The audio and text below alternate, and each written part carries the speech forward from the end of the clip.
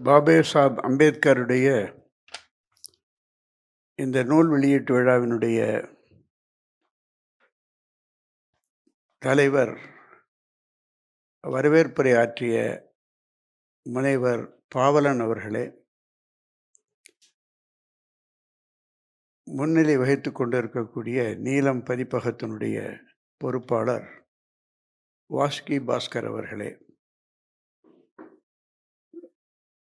நூலை வெளியிட்டு சிறப்புரையாற்றி அமர்ந்திருக்கக்கூடிய சட்டமன்ற உறுப்பினர், விடுதலை சிறுத்தை கட்சியினுடைய தலைவர்களில் ஒருவரான சிந்தனை செல்வன் அவர்களே, சிறப்பு பிரதிகளை பெறுவோர் முனைவர் சா தேவதாஸ் அவர்களே, சமூக நீதி என்னுடைய அந்த உறுப்பினர் வழக்கறிஞர் பத்மநாபன் அவர்களே, ஏற்புரை இருக்கக்கூடிய முனைவர் ஜெயபாலன் அவர்களே, முனைவர் விஜயகுமார் அவர்களே, நிகழ்ச்சியை தொகுத்து வழங்கிக் கொண்டிருக்கக்கூடிய முனைவர் அம்பேத்கர் அவர்களே,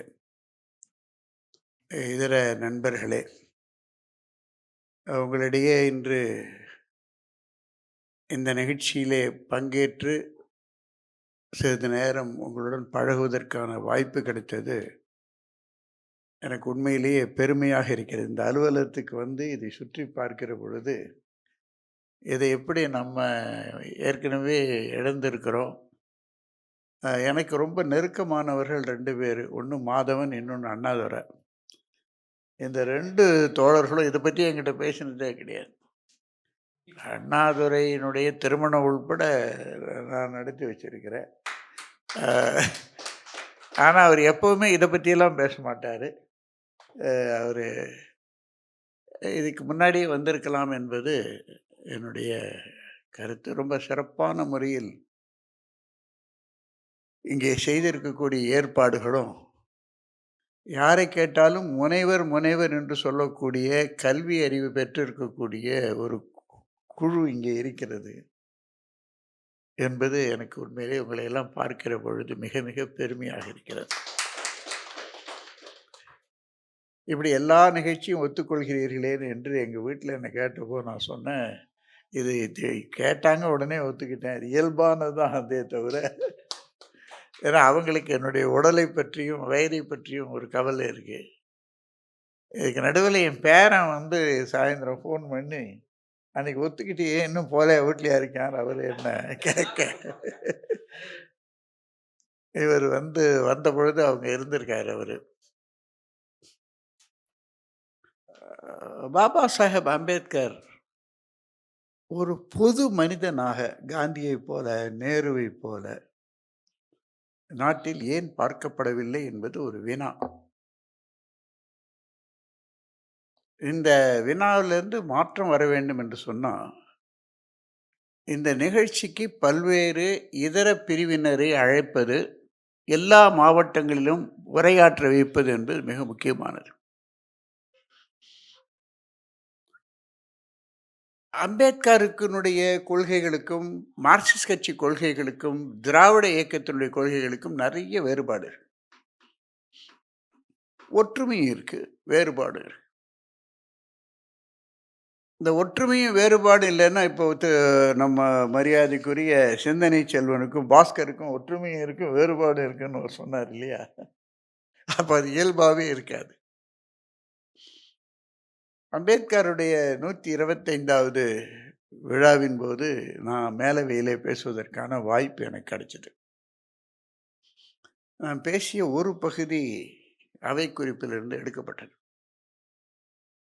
என்ன சொன்னேன்னா, இந்த அம்பேத்கரினுடைய பிறந்த நாளின் பொழுது உரையாற்றுவது என்பது ஒரு வழக்கமாக இருக்கு. அது பொங்கல் கொண்டாடுற மாதிரி, தீபாவளி கொண்டாடுற மாதிரி ஒரு நிகழ்ச்சியாக இருக்கே தவிர, பிறகு நீங்கள் கிராமத்துக்கு போனால் தலித்துகள் நடத்தக்கூடிய முறை, அவர்கள் அவரை வடநாட்டில் குறிப்பாக ஏராளமான கொலைகள் நடக்கக்கூடிய முறை, அந்த பெண்கள் கற்பழிக்கக்கூடிய முறை, இவை எல்லாமே எந்த விதமான எதிர்ப்பும் இல்லாமல் போவதற்கு காரணம், நம்ம அம்பேத்கரை பெயருக்கு மட்டும் வச்சிருக்கிறோமே தவிர அதற்கு மேல் நாம் வைத்துக் கொள்வதில்லை என்று சொன்ன பொழுது, அ இன்றும் கூட அவங்களுக்கு கோபம் வந்த பகுதி இன்னும் முக்கியமானது. இன்றும் கூட மத்திய மந்திரி சபையிலோ அல்லது மாநில அமைச்சரவையிலோ ஒரு தலித் அமைச்சரவையில் இருந்தால், அமைச்சரவைக்குள் அவர் ஒதுக்கப்பட்டவர் என்று சொல்கிற பொழுது, பல பேர் கோவம் வந்து என்னுடைய பேச்ச அந்த குறிப்ப எடுத்துட்டாங்க. மத்த பகுதியெல்லாம் இருக்கு அதுல. இது வந்து இது ஒரு நீங்க கிழக்கு நாடுகள்ல முழுவதும் இது இருக்கு. ஏதோ இந்தியால, தமிழகத்துல இருக்கிற மாரி இல்ல. இந்தியா முழுக்க இருக்குது. ஸ்ரீலங்கால இருக்குது. பர்மால இருக்கு. ஆசிய நாடுகள்ல முழுவதும் இருக்கு.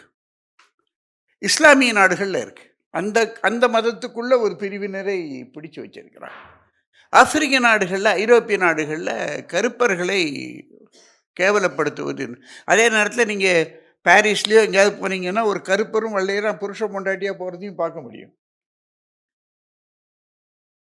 இப்படிப்பட்ட இது போவதற்கு ஒரு காரணமே, இந்தியாவை பொறுத்தவரை மார்க்சிஸ்ட் கம்யூனிஸ்ட் கட்சியினுடைய திட்டம் என்று ஒண்ணு எங்களுக்கு இருக்கு. ஒரு கட்சிக்கான தேவை என்ன? திட்டம் என்ன? என்கிற அந்த திட்டத்துல நாங்க இத வர்ணித்திருப்பது, இது ஒரு முதலாளித்துவ நிலப்பிரபுத்துவ நாடு.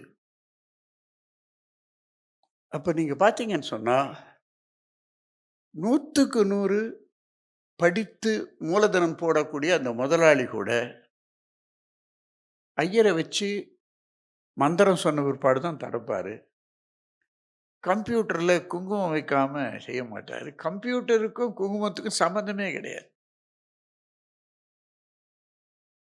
அதனால இந்த நிலப்பிரபுத்துவ பழக்கவழக்கங்கள், நிலப்பிரபுத்துவ சிந்தனைகள், நிலப்பிரபுத்துவ பார்வைகள் என்பது சமுதாயத்தில மாற்றப்பட வேண்டும் என்றால், உழுபவனுக்கு நிலம் கொடுக்கணும் என்று சொல்வதும், அவன ஒரு மனிதனாக்க வேண்டும் என்பதும், அந்த கோரிக்கைகள் அங்கேருந்து தான் வருது. இந்த நிகழ்ச்சிகளையே இன்னொரு முறை நீங்க நடத்துற பொழுது, பொது நிகழ்ச்சியாக நடத்துவது என்பது, குறைஞ்சபட்சம் அதில் அழைக்கக்கூடியவர்கள் அப்பொழுதாவது அம்பேத்கரை படித்துவிட்டு வர வேண்டும் என்கிற, அவர் ஒரு பொதுவான மனிதர் என்கிற ஒரு பொருள் கிடைக்கும். நான் ரொம்ப சினிமா பார்க்கிறவன் இல்ல. ஆனா, இப்ப வந்து சமீபத்தில வாழை போனேன்.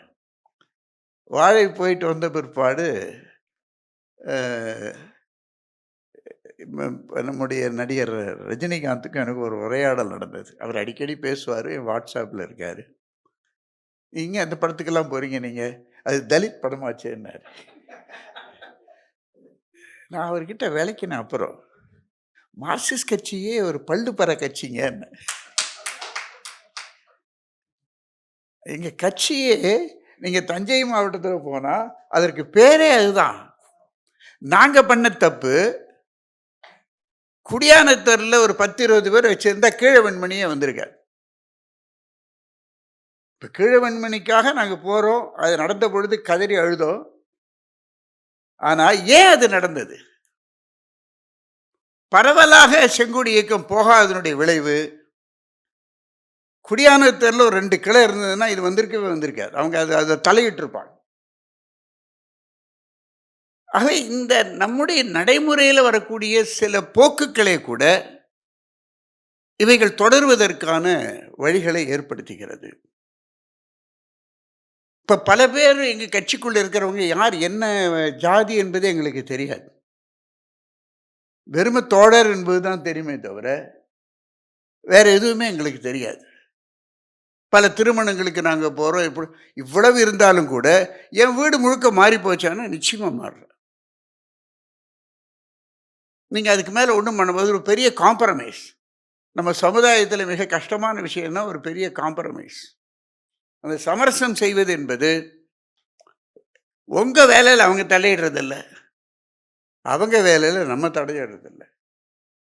இப்படிப்பட்ட ஒரு சமரசம். நான் போராட்டத்துக்கு போவேன், ஜெயிலுக்கு போவேன், உண்ணாவிரதம் இருப்பேன். எல்லாத்துலயும் அவங்க ஒண்ணும் பெரிய அளவுக்கு இழந்தத பசங்க படிப்புக்கு பணம் குடுக்க முடியல. சாப்பாட்டுக்கு பல நேரத்தில கஷ்டம் இருந்திருக்குது. ஒரு கம்யூனிஸ்ட் கட்சியினுடைய முழு நேர ஊழியர் என்று சொன்னா, அது ரொம்ப கடினமான ஒரு பணி. இதை செய்கிற பொழுது அவங்க எப்படியோ டாலரண்ட்டா இருந்திருக்காங்க. நம்மள விவாகரத்து செஞ்சுட்டு போகவில்லை என்பது இருக்கே.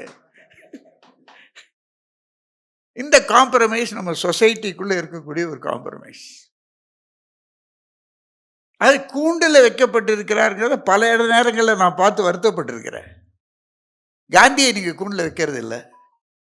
பெரியார கூண்டுல வைக்கிறது இல்ல. ஜீவா சிலைய கூண்டுல வைக்கிறது இல்ல. மதுரையில் இருக்கக்கூடிய ராமமூர்த்தி சிலையை கூண்டுல வைக்கிறது இல்ல. ஏன் பெரியார் சிலை இது அம்பேத்கர் சிலையை கூண்டுல வைக்க வேண்டியிருக்கு? அம்பேத்கர் சிலை வைக்கக்கூடிய இடங்கள் எப்படிப்பட்ட இடங்கள்?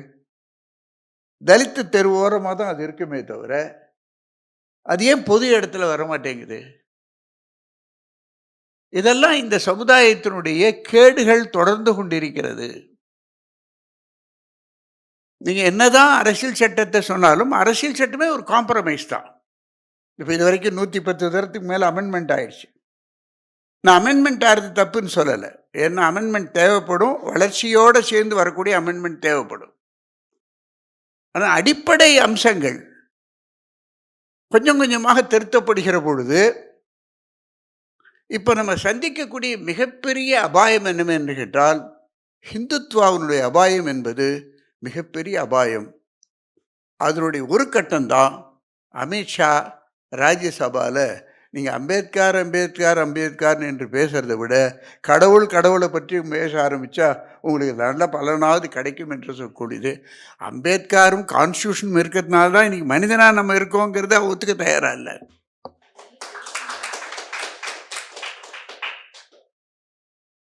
அந்த கான்ஸ்டியூஷன் டிபேட் எடுத்து படிச்சீங்கன்னா, அந்த 5 வால்யூம் இருக்கு பார்லிமெண்ட்ல.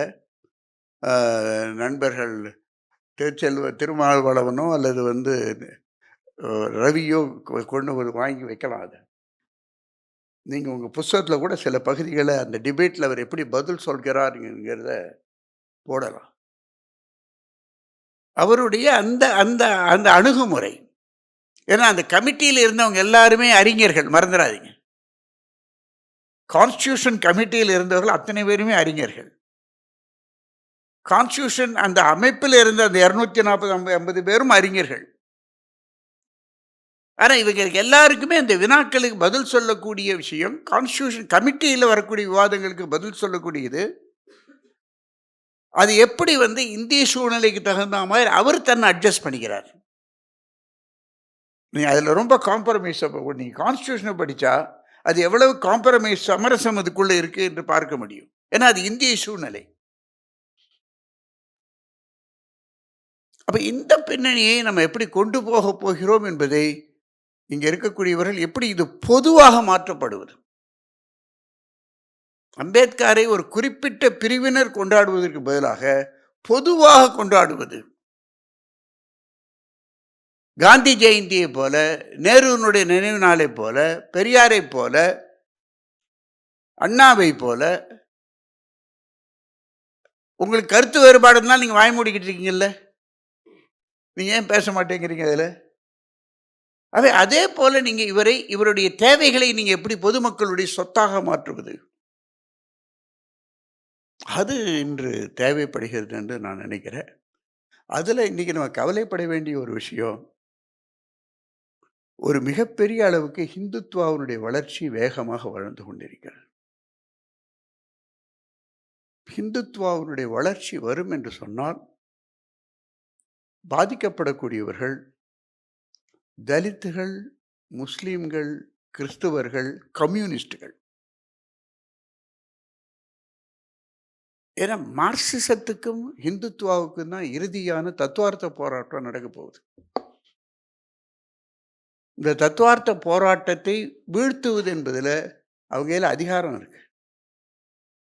எங்ககிட்ட ஒரு சின்ன மாநிலம் இருக்கு, அதுவும் இந்தியன் அரசியல் சட்டத்துக்கு உட்பட்டு அமலாக்கக்கூடிய மாநிலம். நாட்டினுடைய பெரும்பகுதியில் மார்க்சிசம் பரவவில்லை. ஆகவே உங்களை அவங்க தாக்குவது என்பது எளிதா, ஏன்னா அவங்க தத்துவம் தான் அவங்களுக்கு. இந்த தத்துவம் என்பது, அம்பேத்கருடைய தத்துவம் என்பது, மார்க்சிய தத்துவம் என்பது அவர்கள் ஏற்றுக்கொள்ளாத ஒன்று. அப்ப இந்த அமைப்புகள் கொஞ்சம் இணைந்து வேலை செய்வது என்பது இன்றைய தேவை என்று நான் கருதுகிறேன். இன்னும் இணைந்து வேலை செய்வது, புரிந்து கொள்வது, ஒரு சில பிரச்சனைகளில் இணைந்தே பணியாற்றுவது என்கிற முறையில செயல்படுவது என்பதும், மத்த விஷயத்துல என்கரேஜ் பண்ணாம, உள்ள நுழையாம அவர்கள் இருப்பது என்பது, பொது எதிரியை நாம் எப்படி சந்திப்பது என்பது இன்று தேவைப்படுகிறது. திருமாவோட நான் ஒரு நாள் திருச்சியிலன்னு வந்தப்போ பேசிக்கிட்டு வந்தேன். அவர் எப்படி தன்னுடைய இந்த இயக்கத்தை விரிவுபடுத்த வேண்டும் என்று நினைக்கிறார் என்பதை அவரிடம் இன்னும் பகிர்ந்தார் அவர். நாங்க ரொம்ப பேசினது கிடையாது. பார்க்குற பொழுது, ஆஃபீஸ்க்கு வரப்பொழுது, எங்க அலுவலகத்துக்கு வரப்பொழுது பேசியிருக்கிறோம். அன்னைக்கு நான் திருச்சியிலேருந்து விமானத்தில வரப்பொழுது அதே இதில வந்தார் அவரு. மதுரையிலேருந்து திருச்சியில ஞாபகம் இல்ல. அப்ப இத எப்படி விரிவுபடுத்துவது? எப்படி மகாராஷ்டிரா போவது? எப்படி கேரளாவுக்கு போவது? எப்படி போவது என்கிற அந்த விரிவாக்கத்திற்கான ஒரு சிந்தனை வந்திருப்பது, அகில இந்திய ரீதியாக தலித் பிரதிநிதித்துவம் என்று குறைகிற பொழுது, தலித் மட்டுமல்லாமல் இதர பிரிவினரையும் எப்படி இந்த அமைப்புக்குள்ள கொண்டு வருவது என்கிற அந்த பார்வை ஒரு சிறந்த பார்வை. அது இன்றைய தேவை என்று நான் நினைக்கிறேன். அது பாராட்டப்பட வேண்டிய ஒரு பார்வை. அந்த முறையில இந்த பதிப்பகத்தை, இந்த புத்தகத்தை நான் நீலம் பதிப்பகத்தை பாராட்டுகின்றேன். இந்த புத்தகத்தை நான் இன்னும் முழுமையா படிக்கல. முன்னுரை மட்டும் தான் படிச்சேன். முதல் இதில வந்து அவர் எவ்வளோ ஹானஸ்ட் ஆனவரு என்பத சொல்லியிருக்காங்க. எனக்கு லேபர பத்தி பெரிய பழக்கம் இல்லை. இங்க வந்து கூப்பிட்டுருக்கீங்களேன்னு ஆரம்பிக்கிறார் அவரு. அத சொல்லியிருக்க வேண்டிய அவசியமே இல்ல. நேராவே பேசியிருக்கலாம். ஸோ அந்த அந்த நேர்மை என்பது அவருடைய வார்த்தைகளில் இருக்கிறது என்பதை புரிந்து கொள்வதற்கு முறையில இது கட்டுரை வந்திருக்கிறது. இதை நான் பாராட்டுறேன். இந்த அமைப்பை நான் வாழ்த்துகின்றேன். இது ஒரு பொது அமைப்பாகவும் மாறுவதற்கு, என்னை போன்ற பலரையும் அழைத்து பேசுவதற்கு நீங்கள் முயற்சி என்பது பெருமளவுக்கு உதவியா இருக்கும். பேசுகிறவர்கள் வருகிற பொழுது மற்ற சில பேரும் கூட்டிக்கிட்டு வருவாங்க. நான் யாரையும் கூட்டிகிட்டு வரல. என் கூட வர்றது அண்ணாதுரை தான். மாதவன் வந்துட்டாரா? மாதவன் ரொம்ப பழைய தோழர். ஆகவே இந்த அமைப்பை விரிவுபடுத்துவதற்கு என்னால் ஏதாவது உதவி நான் செய்ய முடியும் என்று சொன்னால், பொருளாதார உதவி அல்ல, சரீர உதவி, வார்த்தை உதவிகள் செய்ய முடியும் என்று சொன்னால், நான் நிச்சயமாக செய்வேன் ஒன்றுக்கு உங்களில் ஒருவனாக இருப்பேன் என்று சொல்லி எனக்கு அளித்த வாய்ப்புக்கு நன்றி கூறி நிறைவு செய்கிறேன். நன்றி, வணக்கம்.